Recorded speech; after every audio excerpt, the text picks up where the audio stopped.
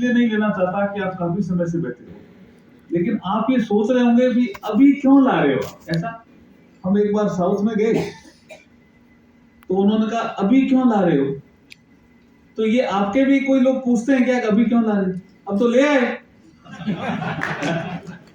अब तो ले आए, पार्लियामेंट से पास हो गया और 1 जुलाई से लागू भी होगा।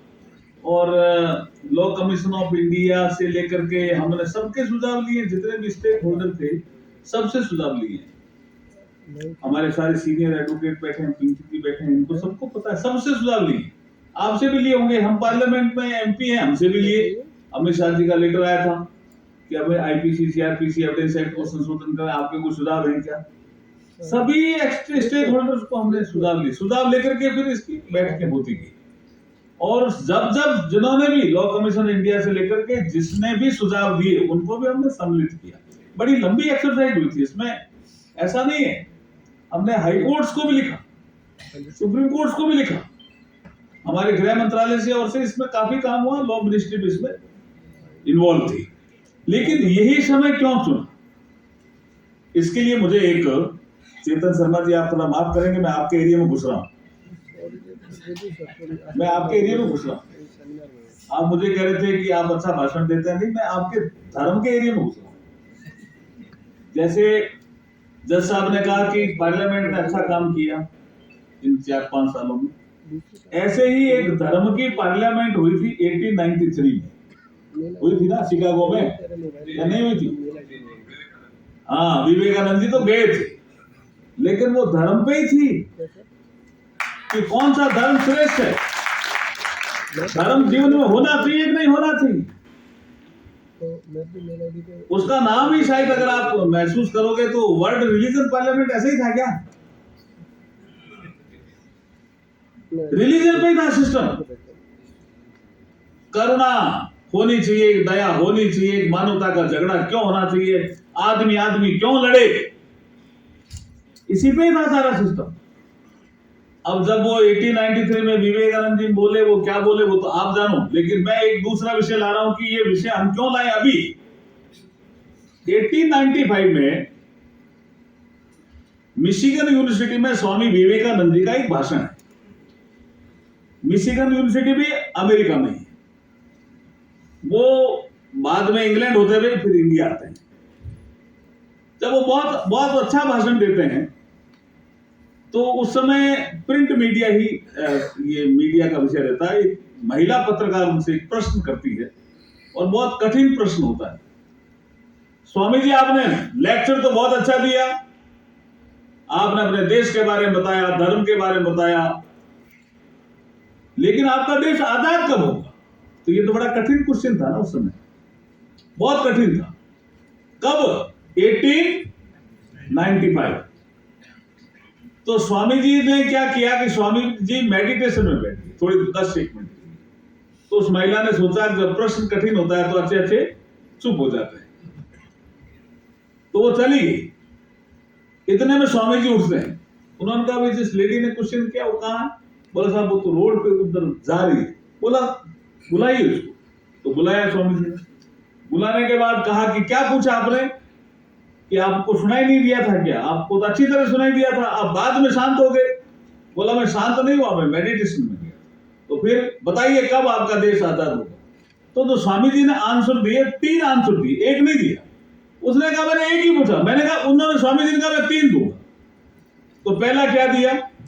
पहला दिया कि मेरे देश में और जो मेरे देश को शासन करने वाले लोग हैं उस देश में विदिन 50 ईयर ऐसी परिस्थितियां बनेगी कि मेरा देश आजाद हो जाएगा। अब आप 1895 50 साल क्या हुआ? 1945 सेकेंड वर्ल्ड वॉर समाप्त हुआ, इंग्लैंड में चुनाव हुआ, वर्ल्ड वॉर तो जीत गया चर्चिल, लेकिन चर्चिल चुनाव हार गया था, पता है ना आपको? ये उस समय की ब्रिटेन की बहुत बड़ी घटना है कि चर्चिल वर्ल्ड वॉर जीत जाता है लेकिन आम चुनाव हार जाता है, क्योंकि एटली जो चुनाव लड़ रहे थे लेबर पार्टी की ओर से, उन्होंने ये अपनी मैनिफेस्टो में डाला, ये भी इतिहास के पन्नों में दर्ज है कि अगर मैं जीता तो मैं इंडिया को आजाद करूंगा। चर्चिल ने कहा मैं जीता तो मैं आजाद नहीं करूंगा। तो वहां के लोग परेशान थे कि भाई कि कहां इतनी दूर जाएंगे, हमारे वर्ल्ड वार के कारण बहुत से लोग मर गए, जनसंख्या में भी कमी आ गई, पुरुष काफी कम हुए। तो बोला नहीं नहीं, ये एटली ठीक बोल रहा है। थोड़े से अंतर से चर्चिल हार गए चुनाव और एटली जीत गए। तो उनके मैनिफेस्टो में था, उन्होंने तो 45 में ही कहना शुरू कर दिया था। विवेकानंद जी ने कब कहा? 1895 और ब्रिटेन में 1945 से ही कहना शुरू कर दिया, इंडिया को आजाद करना है, आजाद करना है, जल्दी करो। तो विवेकानंद जी की पहली भविष्यवाणी सही हुई या नहीं हुई? यस और नो तो बोलिए, सही हुई क्या? सही हुई। सेकंड की उन्होंने, तो सेकंड उन्होंने कहा मैंने पूछा नहीं। उन्होंने कहा पूछा तो नहीं है लेकिन मुझे दिखा है। तो लेडी थोड़ी इंटरेस्ट आया, बोला क्या है?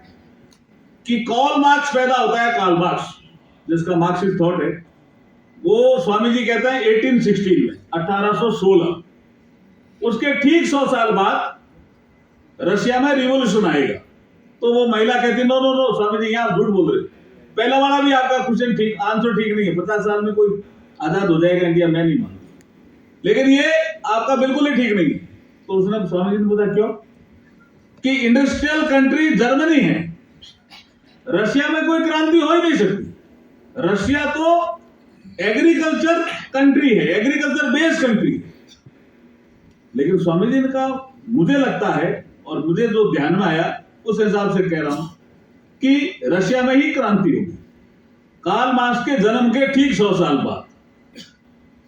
उसने कहा अच्छा, तो फिर आगे बोला, आगे जो मुझे दिख रहा है कि इस क्रांति के ठीक 100 साल बाद जो थॉट कार्ल मार्क्स का चला है वो धीरे धीरे कम होता जाएगा। अब आप चलो 1816 कार्ल मार्क्स का जन्म, ठीक 100 साल बाद 1917 में, स्वामी जी तो 1895 में बोल रहे हैं भाई, ठीक 100 साल बाद 1917 में रशिया में क्रांति हुई या नहीं हुई? बताओ, हुई या नहीं हुई? यस ना, यस और नो तो बोलो, हुई। और 2017 ठीक 100 साल बाद आते आते जो थॉट था वो भी धीरे धीरे कम हो रहा ना भाई, का नहीं हुआ? हुआ ना? तो स्वामी जी की 2 भविष्यवाणी सही हो गई, हुई या नहीं हुई? अब तीसरी और क्यों, जो बहुत महत्वपूर्ण है, जिसको कभी कभी कहते हैं कि ये कहां से आया, ये स्वामी विवेकानंद का ही थॉट है भाई। उन्होंने कहा सुनना अब, बोला क्या? 21वीं सदी भारत की होगी। वो लेडी बहुत शानदार पत्रकार होती है, वो कहती क्या स्वामी जी बात कर रहे हो, आप 19वीं सदी के लास्ट में बोल रहे हो, 20वीं सदी पूरी खा गए क्या? 20वीं सदी में क्या होगा? तो स्वामी जी ने कहा मुझे 20वीं सदी में कुछ नहीं पता चला, मुझे 21वीं सदी का ही पता चला।